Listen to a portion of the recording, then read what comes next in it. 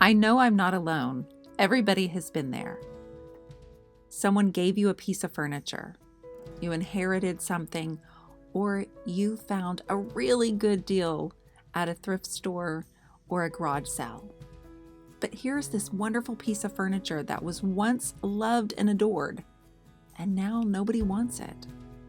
Is it possible to give it new life? After 13 years of taking discarded pieces of furniture and turning them into functional art, I have found a way to create cherished pieces of furniture, and I'm going to show you how today in this furniture tutorial makeover. I love this style of buffet, but nobody wanted this piece. It just sat and sat and sat. So what are you going to do? You take it and turn it into functional art. I'm looking at all of my pieces of furniture, whether they're a huge armoire, a buffet, a headboard, or a dresser or vanity, and turning it into something that somebody else will cherish once again. So I'm taking my DIY paint.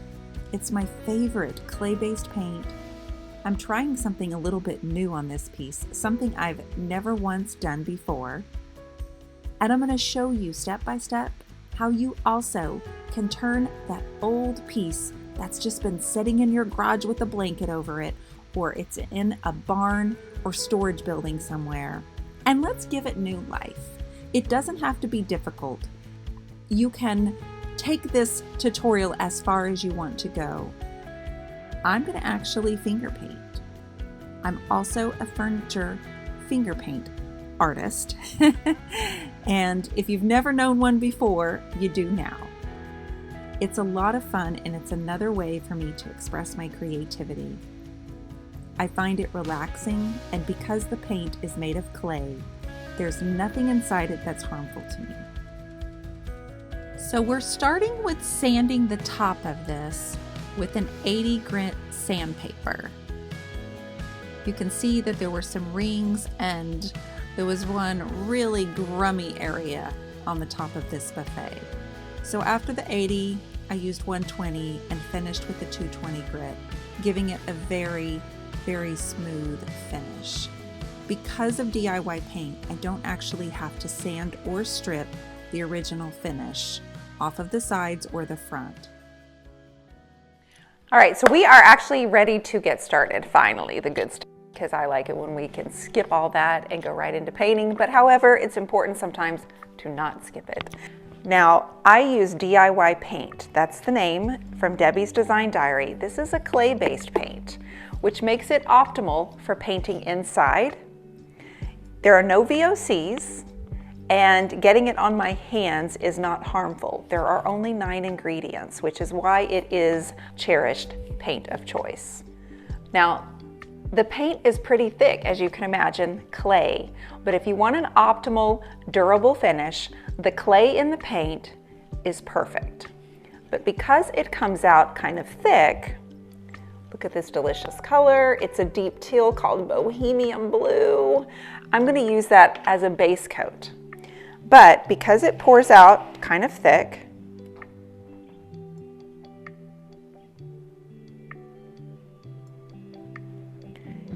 I often use water just to kind of thin it down.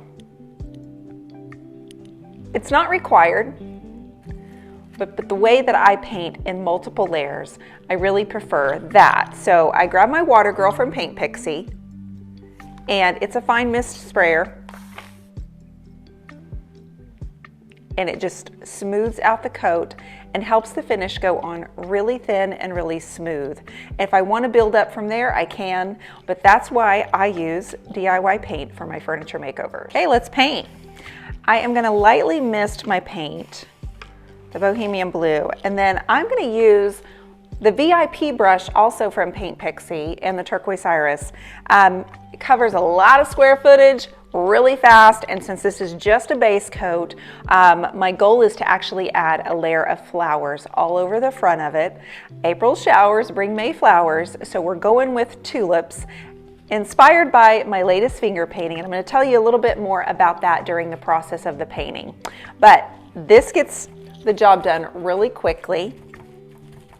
I'm gonna load up my brush with quite a bit of paint, and I'm gonna get started right now.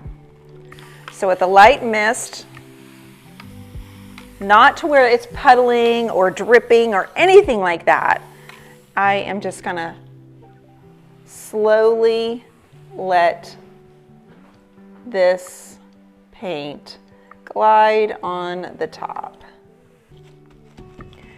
And one thing to note is, even by adding the water, you're not losing the intensity of this gorgeous color.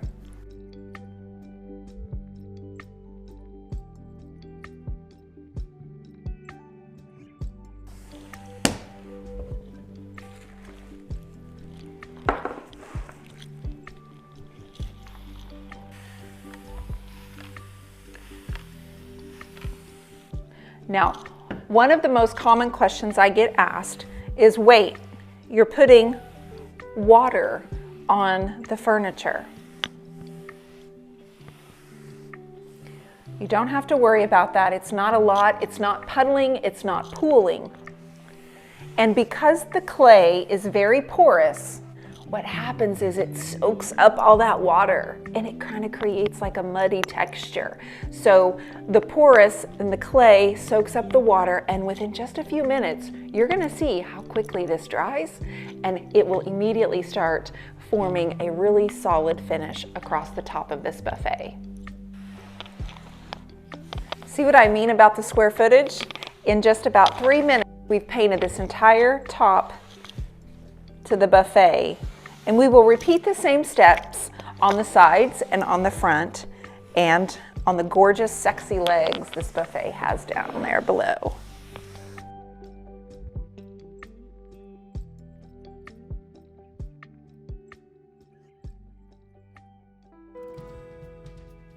Now, this next technique is the very first time I've tried this, but I found an artist named Dionne on Instagram and on YouTube, and she lives where the northern lights in the sky shine so bright, and her Instagram feed stopped me in my tracks with the green in the dark blue sky. I had to give it a shot.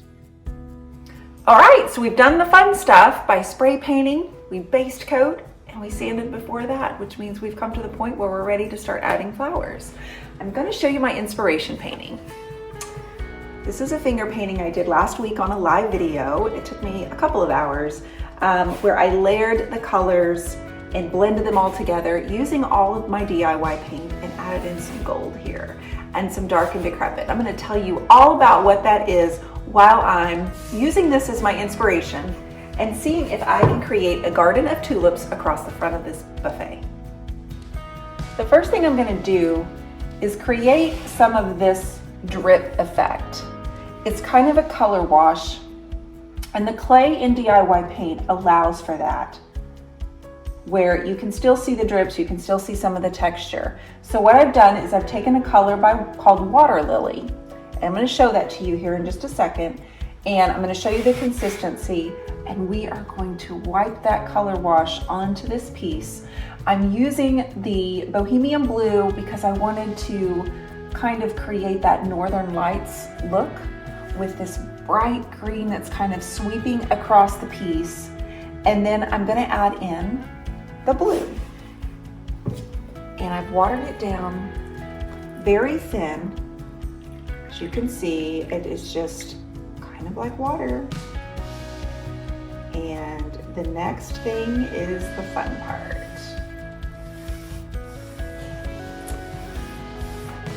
We're not going to cover up all of it. It's going to be a little bit random. And I'm going to grab that water bottle I showed you earlier, and I'm going to let it drip into all of the little crevices of the wood and let some of the undercolors start coming through. There's no wrong way to do this, but what it gives you is an art piece, a functional art piece. I'm going to start using my hands and pulling that color across. be intentional, but also very imperfect. Here's a little side story to why in the world I finger paint. My friends, I fell in love with this about 5 years ago.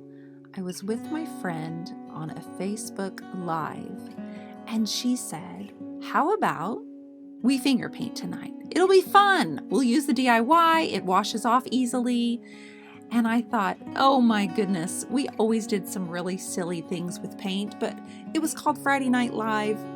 We did it every single Friday for 2.5 years, and we came up with all kinds of silly, fun things to do with paint. It was a great time, and people loved to see what we were up to.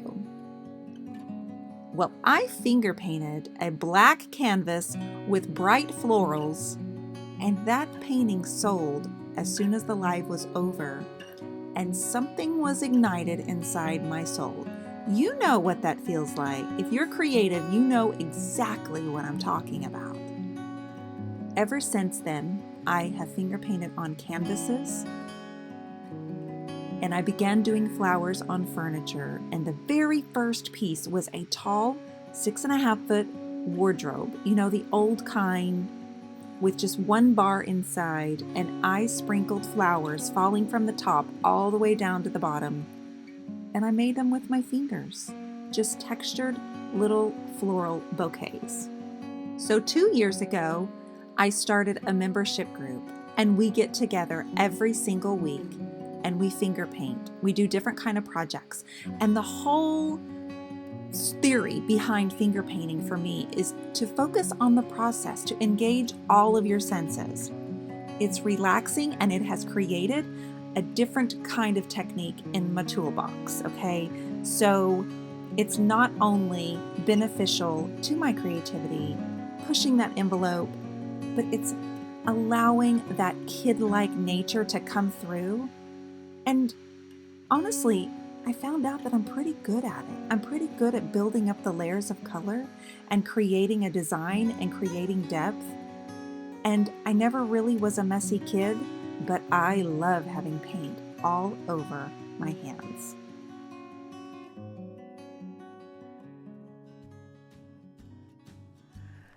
All right, now we're finally getting to the flowers. I have a color called Kissing Booth. It's this deep magenta color. And you can see it here in the painting where I have the abstract tulips. I'm gonna start with that color, add some orange, add a little light pink, and start working a mint chip around it and really just playing with the composition. Now, the buffet is a little bit different because it's a landscape. This was a perfect square. So my composition is going to have to look a little bit different, but I'm looking at the buffet as if it were a large canvas.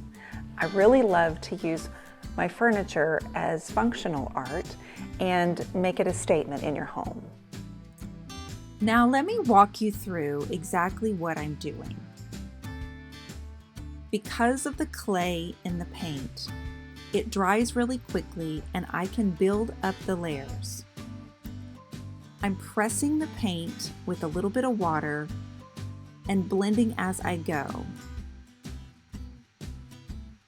I love the abstract nature of painting with both hands at the same time. It's such a carefree feeling that I only get when I'm finger painting. I love using my brushes, but the fingers are just a playful experience. It gives it more of an impressionistic style that is Monet inspired. So I'm starting with the darkest color, which would be the Kissing Booth, that dark fuchsia. Then I'm bringing in the orange, and then I'm grabbing a light pink called Petticoat Pink, and just building up layer by layer and mixing as I go. And every once in a while, I grab that water bottle and I spray the paint and let it drip, just for a softened pastel look. Again, there's no acrylic in it, so it runs together and blends without me really doing much work. I teach my students that if they're finger painting and at any point they start to feel frustrated or anxious, to walk away. This process is intended to be relaxing. So I ask them to really stay in tune with how they're feeling, what their thoughts are, and if at any point they start to beat themselves up, we know we have to take a break and we have to walk away. I'm studying the composition and I'm using my painting as a reference, but I want the sizes of my flowers to be varied. I want some of them turned to the right, some of them turned up to the left, smaller. Some have more pink, some have more orange. And I just continue to go back and forth until I get the high areas with the light color and then the dark areas as well. I decided here that I needed another wash of color here. So again, the half and half mixture of the blue and the water. And I'm gonna grab my water bottle and soften the lines. And I know that some people might look at it and think this looks so very messy, but you have to push through. For years, I would call it those awkward teenage years. In order to create a canvas painting, you know you have to work through building up layers, and there's a point where you just go, oh, I don't know about this. Well, furniture can be the exact same way. You just keep going. It's just paint. Now I'm adding in this little area of a color called blue iris. I love this contrast.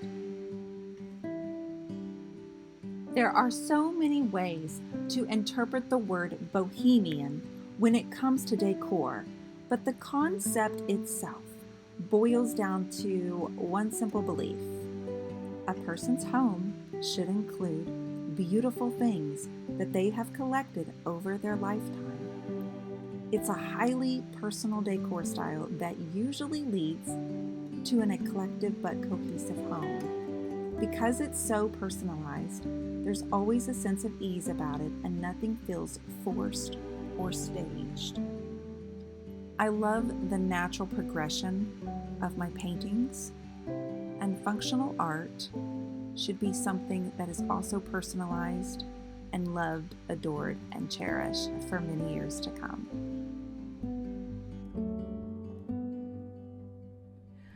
All right, I've reached a point to where I want to make the dark areas darker and the lighter areas lighter. So I'm going to start in with some lowlights and highlights. And what that looks like, the area along the bottom, let's call it the foreground, I'm going to use a product called Dark and Decrepit. Now it's a liquid patina from DIY Paint. It's kind of like what a stain would be. It can be a top coat, you can antique a piece, and I'm going to use it a little bit differently. I've watered it down. Like I said, this is called Dark and Decrepit Liquid Patina. I have a bowl, just a little bit of water mixed in here. I'm using a sponge brush because of course it will hold a lot of liquid. And I'm gonna try to create a little bit of depth here on the front of the piece near the bottom. So I'm gonna look at the areas that are darker. So right here where this deep blue iris color is, I'm going to make it even darker. And I'm gonna let the color just drip on there.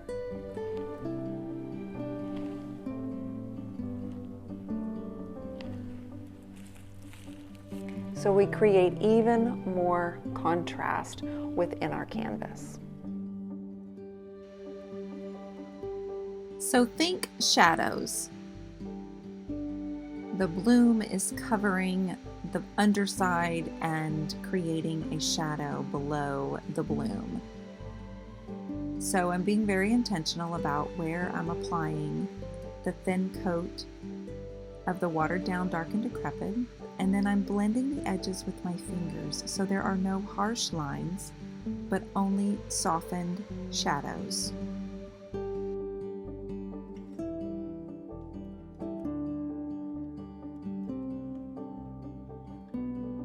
All right, so we're on to day 2. I'm happy to be back at this. The hardware that we removed yesterday needs a update. So the original, it's very beautiful, but it's a little bit dated. It's a little bit blah, and I want to add some glam to it, just the way we've done to the front of this buffet. So I'm going to grab my product called Golden Ticket from DIY. It is also a liquid patina. It's watered down, and just a sheer coat over the hardware will make a really big impact when I reapply the hardware to the front of this buffet. Let me show you. You can see the before, and you can see the after. So it's very simple, not a whole lot, but just enough. I'm going to get my brush from Paint Pixie called the Shortstop. It has really short, stiff bristles, and it's perfect for applying the patina over the hardware. I'm not going to apply any pressure. I'm just lightly going straight over it, flipping it upside. I'm hitting all of the high points, so you can still see that deep bronze underneath, but the gold looks so much better to me, don't you think? All right, so I want to give the buffet a really solid, durable finish. So I'm back to the Dark and Decrepit, which is the antiquing color that we used along the front at the bottom where our tulips were in the foreground. I have some rags handy. My mixture here in this bowl is half and half. So half water and half Dark and Decrepit. I have a soft bristled brush from Paint Pixie called the Caddy, and I'm going to gently apply that over the top, working in long fluid motions from end to end. I'm going to have to work pretty quickly because it does dry quickly. I'm not going to overwork it by adding too many brush strokes. I'm just going to go all the way to the end and all the way back, and I'm going to show you exactly how to do that now.